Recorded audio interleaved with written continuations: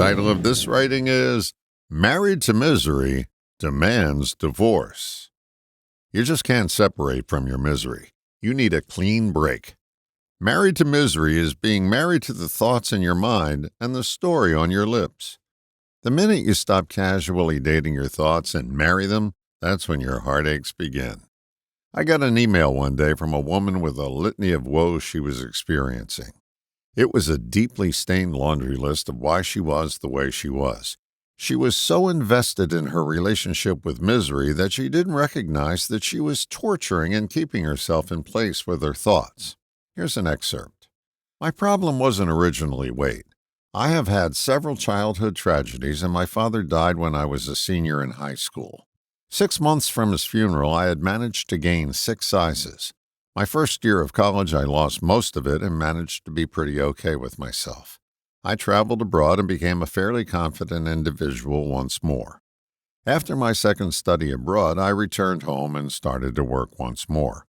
A month later, I met a man, fell madly in love, and insanely married him only after knowing him for 3 months. I know, right? No matter how you say it, it sounds insane, and it was. Losing my father made me feel as if life was short and already ticking away. I wanted kids so bad, and so did he. It was only after I was pregnant that I found out that he had a serious porn addiction. I battled with it for years. At the end, I found out it wasn't just porn. He had never been faithful. He remarried shortly after our divorce and then divorced her as well. Now I am left picking up the pieces. I have 2 boys who I don't regret one second. He has missed their birthdays, holidays. What I know now is that he never loved me at all. He used me to get permanent residency. I admit I have fallen with my weight again, but I feel so broken inside. I hold it all in as strong as I can, but somehow all the pain that fills me just leaves me empty. I don't know why I write to you now. All these messages probably never reach you. Best wishes and with dearest hopes. I wrote, you sound like you're in the throes of mental torture, meaning you're torturing yourself with your thoughts. One of the biggest revelations I've had in life is that I am not my thoughts. They have a mind of their own.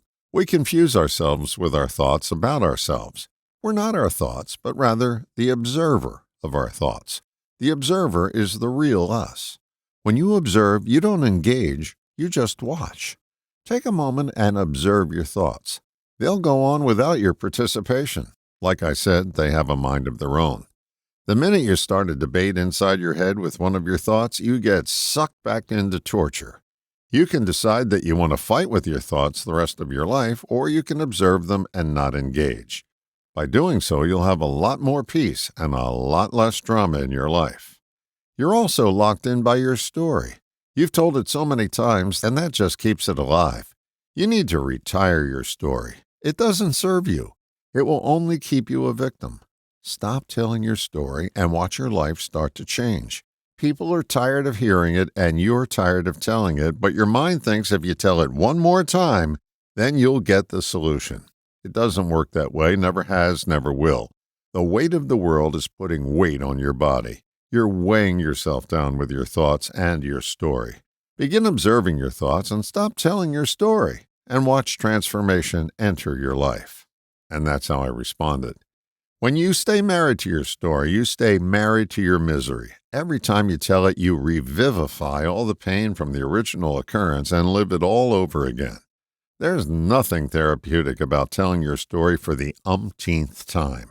Each telling adds more misery, and you get trapped in by a self-fulfilling prophecy. Even your counselor only needs to hear your story once or twice.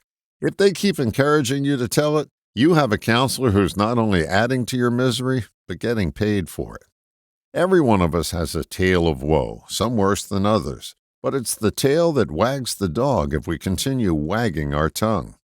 Every time you justify the way you are, you renew your vows with misery. Start observing your thoughts about justifying your story, and before too long, you'll part ways with what's not working. All the best, John.